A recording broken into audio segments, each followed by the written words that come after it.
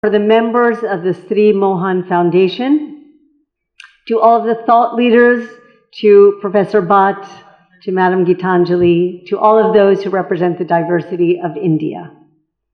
It's a pleasure to be back here. The last time I was here was actually with the Honorable Governor of Kerala, Arif Mohammed Khan.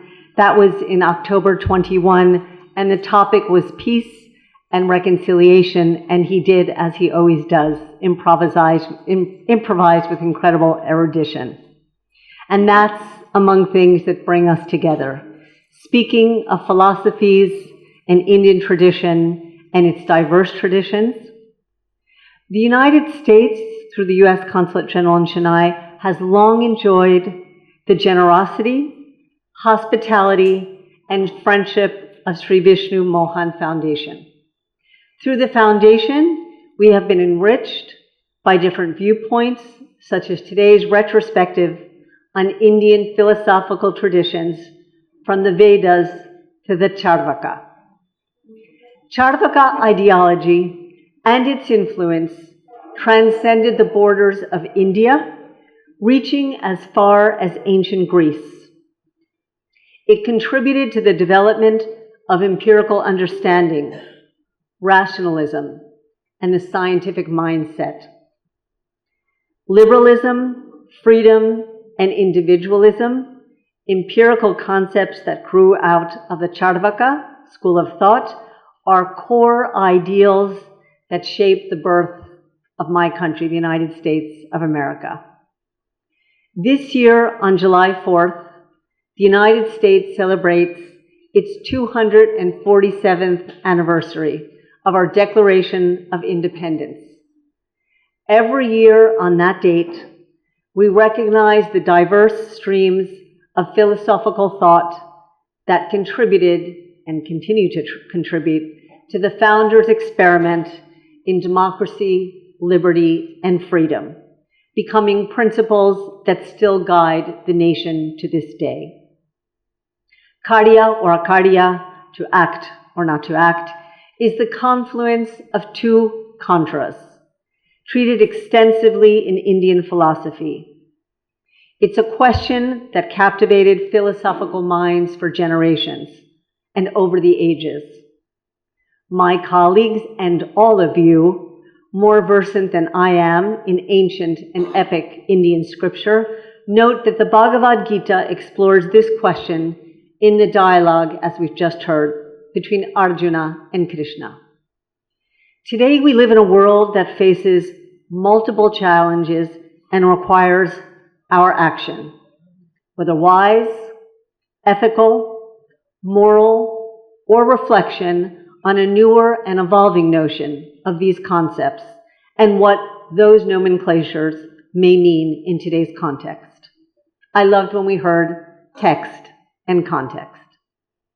It is a time to take bold and decisive action against extremism, climate change, religious intolerance, majoritarianism, authoritarianism, war, and aggressions. The United States and the international community are looking toward India to lead with wise actions, and when necessary, no action.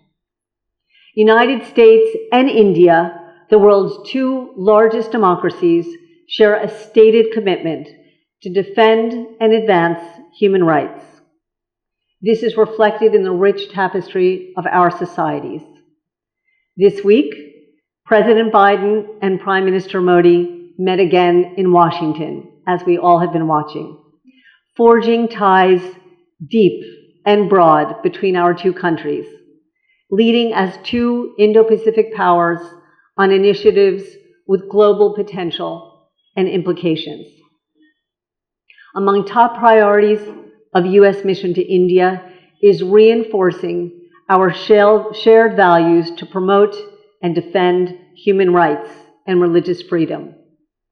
India is an ideal partner to advance these goals, given the exponential girth of its diversity. It is a very exciting time in the U.S.-India relationship. Last night, during Prime Minister Modi's official state visit, the White House released a joint statement from the United States and India. Among many and broad areas of collaboration, the leaders welcomed the establishment of the Tamil Studies Chair at the University of Houston and reinstating the Vivekananda Chair at the University of Chicago to further research and teaching of India's history and culture. As I figured, Vivekananda will certainly resonate with this audience. Universal respect for freedom of religion or belief is a core objective of U.S. foreign policy. The First Amendment of the U.S. Constitution and the Universal Declaration of Human Rights bear witness to this. Everyone should have the freedom to change beliefs, have no beliefs at all, practice those beliefs in public or in private, alone or in community with others, and to manifest belief in worship, observance, practice, and teaching. I thank the Vishnu Mohan Foundation for being a champion in building interfaith dialogue. In fact, the idea was presented to me to be here today at the Ramadan Iftar Break Fast. And they promote religious freedom, bring together religious leaders, diplomats, academics, bureaucrats, and NGOs to foster religious harmony and peaceful coexistence. I thank my colleague from the Consul General of Thailand, Consul General Pon Prasert, and all of the dignitaries who were here before us and are still here now. And certainly thank you, Swamiji. Thank you very much. Thank you. Swamiji will present memento to the Consul General.